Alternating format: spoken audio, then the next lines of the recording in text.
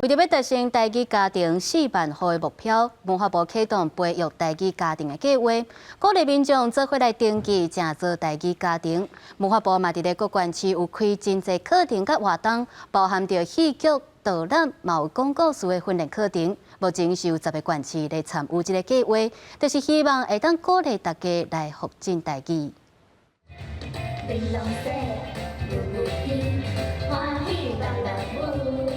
台语路亲子乐团招待凯大人囡仔做伙来跳舞，乐团的囡仔嘛伫现场分享家己讲台语的经验。一摆就是受水的时阵，有一个弟弟就走过来问我讲：“你们是在说日语吗？”在台湾讲台语，毋捌的囡仔所听无，佮当作是外国话。这款现象嘛，展现推动台语家庭的重要性。文化部在2月举办培育台语家庭计划的启动记者会，打算透过韩国县市民间团体的合作，用多元的方式鼓励民众伫家庭生活中发展台语的使用环境。我们长期是在华语的主流下，大家都流失了，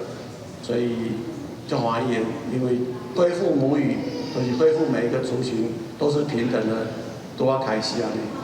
文化部表示，只要2人以上，就通登记做台语家庭，总共分做2类，有初阶的台语学习家庭，甲正阶的台语文化家庭。若是学习家庭，通摕到讲台语礼包，内底有送台语文作品甲意识手册。毋过，不管是倒一类，拢要透过参加文化部认定的台语课程甲活动，才通累积点数，领到奖励金。有学者就呼吁文化部针对这配套课程甲活动，就要有监督的机制，才袂互内容走精。咱学界吼，也是讲公民团体吼，已经对台语的这个学习吧、教学已经有一寡社会实践的一寡成果的这个团体，咱嘛会当共同哦来甲文化部来制定一寡